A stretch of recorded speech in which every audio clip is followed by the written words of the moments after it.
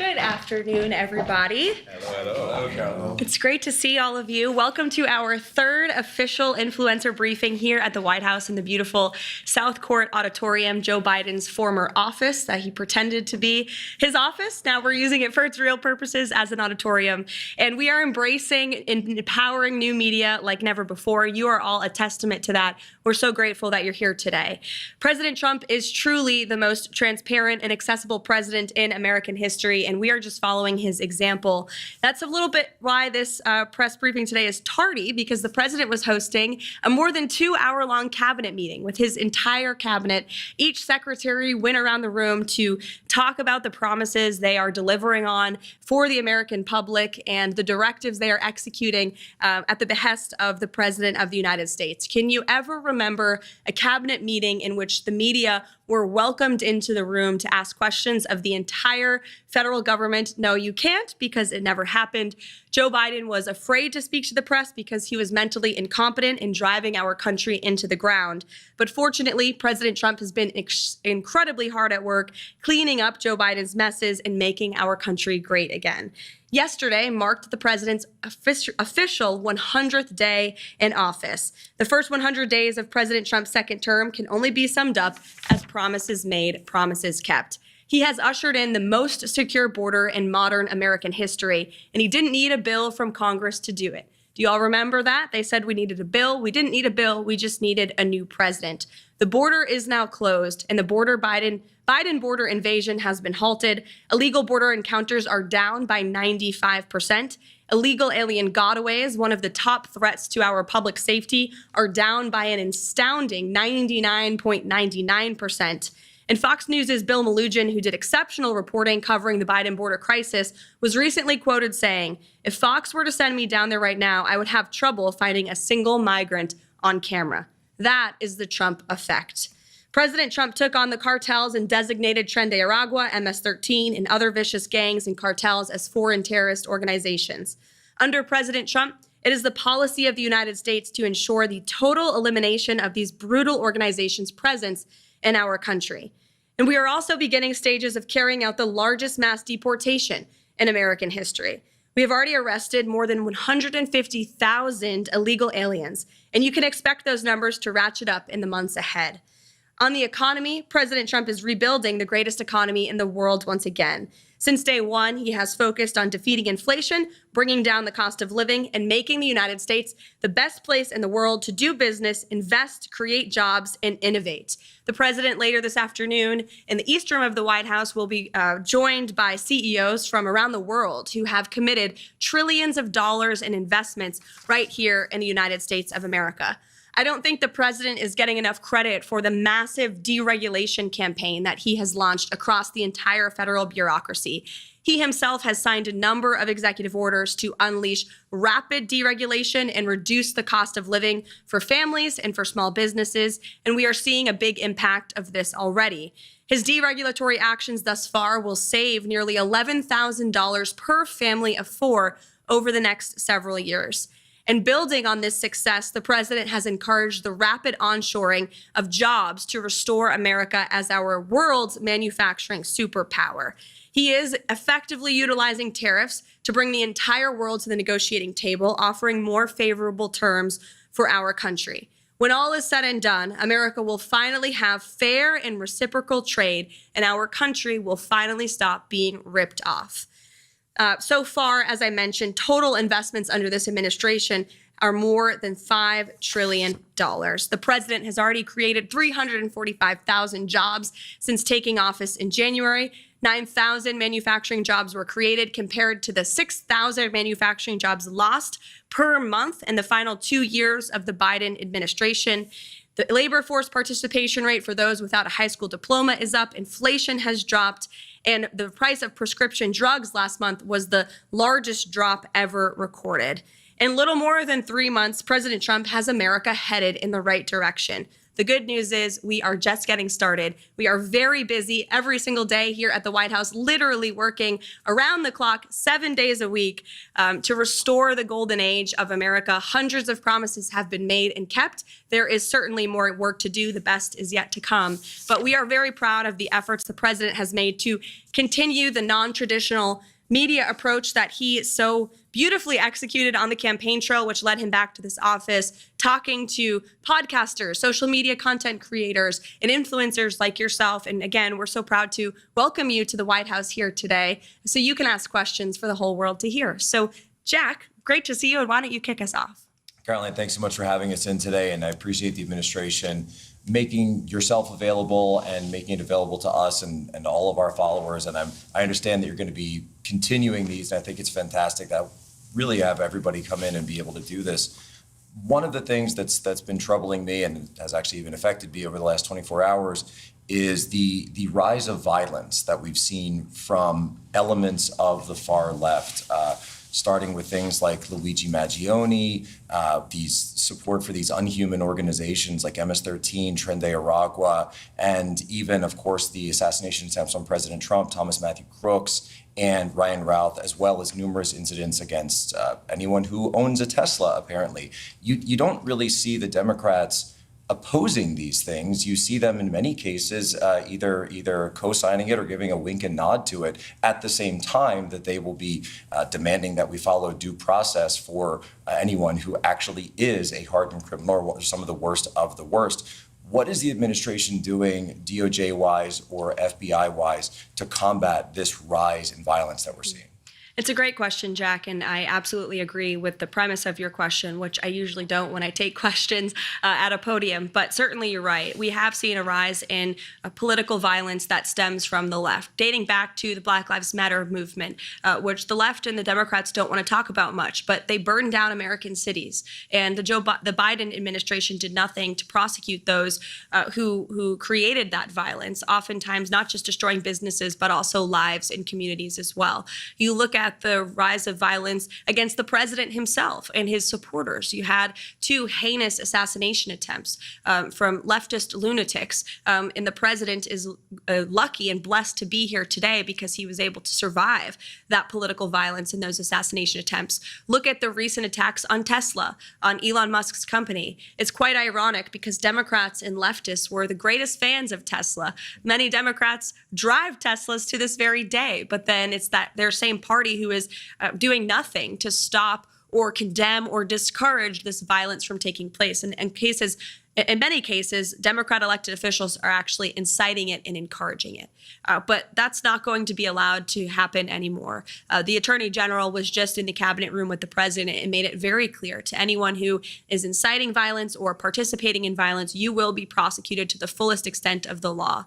And no longer do we have a Justice Department that chooses prosecutions based on one's political affiliation. If you break the law, you will be held accountable for that. And I think we are truly restoring a fair and equal justice system in this country. The Attorney General spoke earlier about how there have been several cases brought against those who have perpetrated this political violence against Tesla, which is a great American-made company. And we need to see more people on the other side of the aisle stepping out to discourage this violence. But I don't think we will hold our breath. We won't wait for them. The president is leading by example. And I think the restoration of justice we've seen at the DOJ under the leadership of Pam Bondi and Kash Patel, who's doing an incredible job as the FBI director, is a testament to that. Thank you. Dom. Thank you. Thank you for giving me the honor to be able to ask a question and provide some transparency for the American people. Speaking of, I wanted to reference the election integrity. A lot of people in America are questioning if there's any possibility that we could see further investigations for anyone that could have violated our election integrity rights. And more importantly, so is there any possibility for names such as Barack Hussein Obama, Hillary Rodham Clinton to ever just possibly get investigated for any of these, questions from the American people, from any of the wrongdoings they might have done? Well, it's refreshing to actually hear a question on election integrity because the legacy media would never ask such a question. They're so out of touch with where the American people are on this issue. And Americans, you're absolutely right, want to have trust in our electoral system. Without free and fair elections, you cannot have a free and fair country. And President Trump has absolutely been a leader on this effort, talking about the irregularities we've seen in our elections, holding Democrats accountable for allowing illegal immigrants to participate in our elections. And he actually signed a recent executive order to protect the integrity of our elections. It will strengthen voter citizenship verification laws. It also directs the Attorney General to enter information sharing agreements with state election officials to identify cases of election fraud. So that correspondence between the federal government and the Attorney General with state and local officials has never happened before. It will allow the federal government to more easily identify these cases of fraud and then prosecute those who violate our election laws. And it is, again, appalling that any politician, regardless of party, could be against ensuring only American citizens can vote in American elections. How could anyone ever be against ensuring Americans need to have proof of identification to participate in our elections? You see the Democrats falling over themselves, trying to say this is somehow voter suppression. Absolutely not. We are trying to ensure that every American citizen, their vote actually counts and is not being outweighed by fraudulent votes and fraudulent ballots that we know have been cast in previous elections. So the president's taking this very seriously. He signed an extremely strong executive order directing action from the AG and the Department of Homeland Security as well to clean up our elections. And we expect Congress to do more on this front as well. Let's go over here. On that question, and again, Karoline, thank you so much for hosting this. Really appreciate the opportunity to come in here and ask questions of you guys, and appreciate the president giving us some time of yours as well. On a follow-up on Dom's question, I still have a ton of my audience that is still asking questions about Hillary Rodham Clinton and the fact that it came out that her and the DNC funded the Steele dossier, which then led to a Crossfire Hurricane and all the FISA abuses that went against President Trump leading up to the 2020 election. Is there, you don't have to spill the beans, but is there something? Is there somebody still looking at it? We just want to know that it's not dead in the water, that Hillary's not just off scot-free after knowing what her and the DNC did leading up to the 2020 election. It's a great question. Absolutely understand and agree with why you're asking it, but I would want to let the president weigh in on that front. I haven't discussed it with him, to be honest with you, but certainly we can ask him and get back to you. All right, that'd be good. Eric. So Caroline, Madam Press Secretary, You can call me Caroline. Thank you, Caroline. Over the weekend, the White House Correspondents Association had their gala, they had their dinner, and Alex Thompson from now Axios, prior to that Politico, didn't really apologize, but came forward and said we, quote unquote, missed the story of Joe Biden's demise, his health demise, his cognitive demise during the 4 years. Jake Tapper has written the book since President Trump was elected that they missed the demise of Joe Biden as well. Fast forward to this lawsuit with CBS, right? So the media, legacy media, has not been held accountable. Will this lawsuit with CBS go to fruition? In other words, I would love to see it go to trial so that we can see, so they can be held accountable. Additionally, will the New York Times be enjoined into that lawsuit? Because the New York Times has already stated that they agree with CBS. And Trump has said maybe we're going to sue the New York Times as well. And as a follow-up to all this, and it really does dovetail because it's not just left-leaning media, Fox News. Fox News put out a poll. I'm a statistician. The poll they put out was wildly biased against President Trump. Mm-hmm. Will Fox sue Fox? Will Trump sue Fox for their methodology in polling? Mm-hmm. Two great questions. Let me hit the first one first. As for CBS and the White House Correspondents Association dinner, it was laughable. They gave an award to a journalist for talking about Biden's mental incompetence. He wrote a story about it years after the American people knew that story to be true. Didn't take much, just 2 eyes and 2 ears to realize that Joe Biden was completely inept, was unfit to serve as president of the United States. And nobody in the legacy media, nobody in this city wanted to talk about it. In fact, I recall being on President Trump's campaign and calling out Joe Biden's cognitive decline. And we were accused of manufacturing deepfakes. My predecessor accused us for manufacturing deepfakes from the White House podium when she knew and everybody in this White House knew the true status of Joe Biden's physical and mental fitness. And the mainstream media allowed that cover-up to take place because they refused to dig for the truth. They tried to get the American people not to believe their own eyes. It is truly one of the greatest cover-ups and scandals in American history. And again, this is why we are welcoming independent journalists and social media influencers and content creators into the White House with open arms, because all of you in this room and many of your colleagues in independent journalism talked about this online. Nobody gave you credence as far as the legacy media is concerned. And now they host cocktail parties where they're applauding each other and patting each other on the back for uncovering the truth. It was years later, and it's truly sad to see. But again, that's why we're making much needed and long overdue changes. As for the lawsuit against CBS, the president and his legal team fully intend to carry this lawsuit forward. The president put out a very strong statement in regard to that and fake news CBS this morning. And then as for the Fox News poll, the president's right. These are fake polls. They overpoll Democrats. They underpoll President Trump's supporters. It's always been the case for media polls. They consistently underestimate President Trump's support amongst the public. That's why we don't really blink when we see them, to be honest with you. We're staying focused on the mission and moving forward. The president knows everything he's doing is exactly what he promised the American public he would do. And if you look at the key issues in the polling, the president is still ahead because Americans know he is delivering on them, on those issues for them. And if you look at the methodology, you're right. They're overpolling Democrats, underpolling Republicans. It's a clear-cut case of fake polling, no doubt.